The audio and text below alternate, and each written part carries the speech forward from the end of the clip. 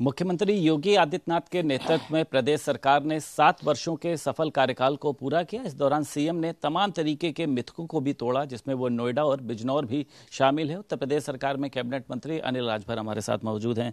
सफलतापूर्वक 7 साल के कार्यकाल को पूरा किया, क्या कहना चाहेंगे? बिल्कुल एक नई मिसाल उत्तर प्रदेश की सरकार प्रस्तुत कर रही देश के सामने। माननीय प्रधानमंत्री जी का आशीर्वाद, उनका संरक्षण, उनका मार्गदर्शन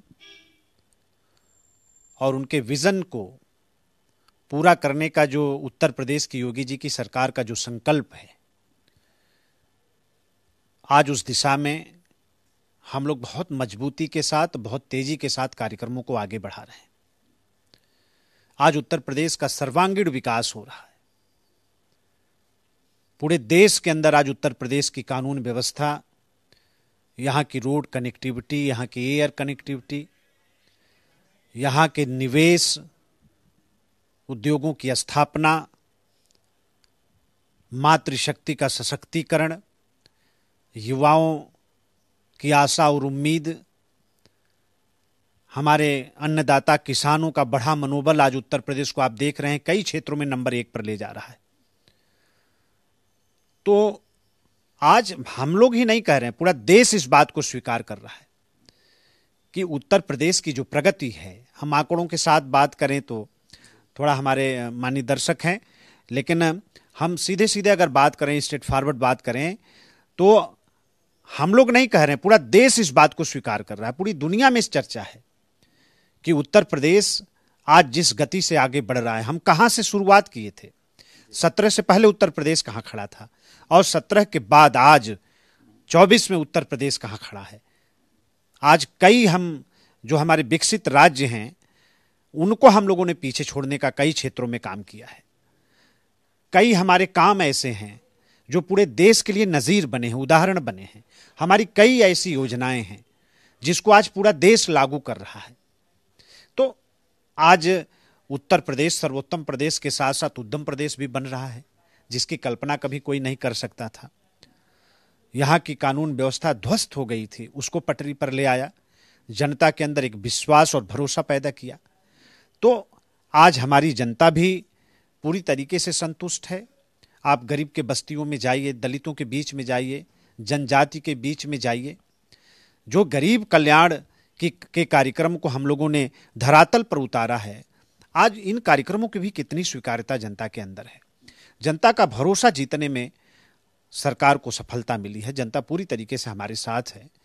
तो आज उत्तर प्रदेश जिस गति से आगे बढ़ रहा है, कोई दो राय नहीं, आने वाले दिनों में निश्चित तौर पर देश के हम सर्वोत्तम प्रदेश होंगे, नंबर 1 के प्रदेश होंगे। अच्छा, दिल्ली के मुख्यमंत्री की बात करी जाए, अरविंद केजरीवाल जब से जेल गए हैं, आम आदमी पार्टी लगातार प्रदर्शन कर रही है। आज भी प्रधानमंत्री नरेंद्र मोदी के आवास का घेराव करेंगी। आपको लगता है कहीं ऐसा तो नहीं उनकी गिरफ्तारी का भारतीय जनता पार्टी को किसी तरीके का नुकसान पहुंचेगा? नहीं, ये सोचकर एजेंसियां थोड़ा काम करती हैं। जो सिस्टम है ये सोचकर नहीं काम करता कि किसको चुनाव में लाभ होगा, किसको हानि होगी। वो तो अपने कर्तव्य का निर्वाह कर रहे हैं। आम आदमी पार्टी आप लोगों पे ठीकरा फोड़ रही है। नहीं, इसके अलावा कहने के पास उनके पास है क्या? आम आदमी पार्टी के लोग एक सेंटीमेंट उभार कर और चुनाव में लाभ लेने का प्रयास कर रहे हैं। उनको भी पता है कि जो हमने किया है वो हम भोगेंगे, निकलने वाले नहीं हैं, तो चलो वोट में ही कुछ लाभ ले लें। ये भारत विरोधी मानसिकता के लोग हैं। इस्तीफा नहीं दिया उन्होंने अभी, आप लोग तो इस्तीफा भी मांग रहे हैं अरविंद केजरीवाल का। हाँ, जरा भी अगर शर्म बाकी हो तो इस्तीफा देना चाहिए। अच्छा, लोगों पे आरोप लगे हैं, लोगों ने इस्तीफे दिए हैं, और आप विधिवत आपके खिलाफ कार्रवाई हुई है, सबूत हैं, प्रमाण के साथ ईडी ने कार्रवाई किया, आप न्यायालय गए, न्यायालय ने आपको मना कर दिया, सुप्रीम कोर्ट जाने की आपकी हिम्मत नहीं हुई इसीलिए।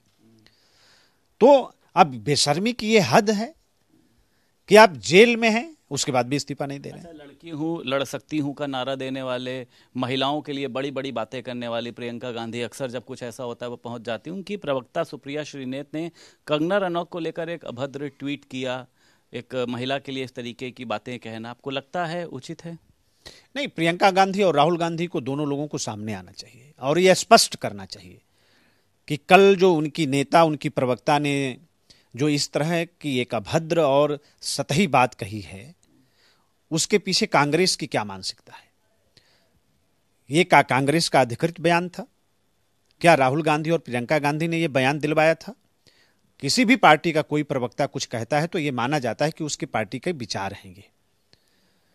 तो या तो कांग्रेस अपने नेता के खिलाफ कार्रवाई करे, अगर कार्रवाई नहीं कर रही है तो यह मानना चाहिए कि राहुल गांधी प्रियंका गांधी ने इस तरह के बयान को दिलवाने का काम किया है। और ऐसी ही इनकी मानसिकता, मुझे लगता है कांग्रेसी ऐसी ही मानसिकता में पलते हैं, बड़े होते हैं और उसी मानसिकता में वो जीते हैं, है ना। उसी तरीके से उनको दुनिया दिखाई देती है। मुख्तार अंसारी ने अपनी जान को खतरा बताया। उनका कहना लगातार मुझे स्लो पॉइजन दिया जा रहा। आज उनको अस्पताल के आईसीयू में भर्ती कराया गया। इसके पहले कुछ लोगों को अदालत के कोर्ट के फैसले से हटा भी दिया गया था। क्यों उनके अंदर इस तरीके का डर है? क्यों ऐसा लग रहा है? अब ये वो बता सकते हैं, लेकिन अब ध्यान से देखें आप तो माननीय न्यायालय ने इतनी सजा दी है उनको, अभी भी कई प्रकरण बाकी हैं। मुझे लगता है कि 1-2 जन्म लेंगे तब शायद पूरी सजा काट पाए। और इस तरह से सरकार को आरोपित करना, अब कुछ बचा नहीं है। और हम हैं, आप हैं, कोई भी आदमी, हम इंसान ही हैं। हमारी तबीयत खराब होती है, हमें दवाई की जरूरत पड़ती है, हमें डॉक्टर की जरूरत पड़ती है, हमें हॉस्पिटल की जरूरत पड़ती है। अगर हम डॉक्टर न दें, हम हॉस्पिटल में न ले जाएं तो सरकार इसके लिए जिम्मेदार है। अब आपकी तबीयत खराब होगी, किसी की तबीयत खराब होती है, अब उस पर जो है कि और कुछ नहीं मिल रहा है तो सरकार को इसी बहाने घेरिए। अच्छा, चुनाव करीब है। मायावती एक बार फिर से दलितों के मुद्दों को लेकर हावी हैं। अभी उन्होंने कहा बिजनौर में एक घटना हुई जिसमें सामंती लोगों ने दलित परिवार पर प्राणघातक हमला किया। चुनाव आयोग को संज्ञान लेने को भी कहा है। कई तरीके के उन्होंने हमले किए हैं। मायावती जी से देखिए, हम लोग एक ही बात कहना चाहते हैं कि चारदीवारी से बाहर निकल के कभी दलित बस्तियों में बैठने का काम करें, कभी गरीबों के बीच में जाने का काम करें, उनके गांव में जाएं, उनके बीच में बैठें, तब उनको पता लगेगा कि आज उत्तर प्रदेश की सरकार ने जिस तरह से दलितों की सेवा की है और जिस तरह से सुरक्षा हमने दिया है, ऐसा कभी देखने को नहीं मिला है। और बैठे बैठे सिर्फ घर के अंदर, कमरे के अंदर, ताप नियंत्रित कक्षों में बैठकर, एयर कंडीशन के कमरों में बैठकर और कुछ भी कह देना, ये कहीं से उचित नहीं है। क्या लग रहा है 4 जून को पूरा देश एक बार फिर से होली मनाएगा? बिल्कुल मनाएगा, महाहोली मनेगी। इसलिए कि माननीय प्रधानमंत्री जी के नेतृत्व में तीसरी बार देश, और देशी नहीं दुनिया की सबसे मजबूत सरकार बनेगी। ऐसी सरकार जैसा कभी किसी ने देखा और सुना नहीं होगा। इतने समर्थन के साथ सरकार बनेगी तो महाहोली तो मनेगी। अखिलेश यादव, राहुल गांधी सब कहाँ जाएंगे? अब ये लोग जैसी करनी वैसी भरनी। ये लोग जनता को ठगने वाले लोग हैं, जनता की भावनाओं के साथ खेलने वाले लोग हैं, सत्ता को अपनी विरासत और अपनी सारी चीज समझने वाले लोग हैं। मैं कड़ा शब्द नहीं बोलना चाहता, लेकिन अब जो किया है वो भरेंगे। बहुत शुक्रिया बात करने के लिए। उत्तर प्रदेश सरकार में कैबिनेट मंत्री अनिल राजभर हमारे साथ मौजूद थे। लखनऊ से वीडियो जर्नलिस्ट शुभम के साथ संदीप खेर, भारत समाचार।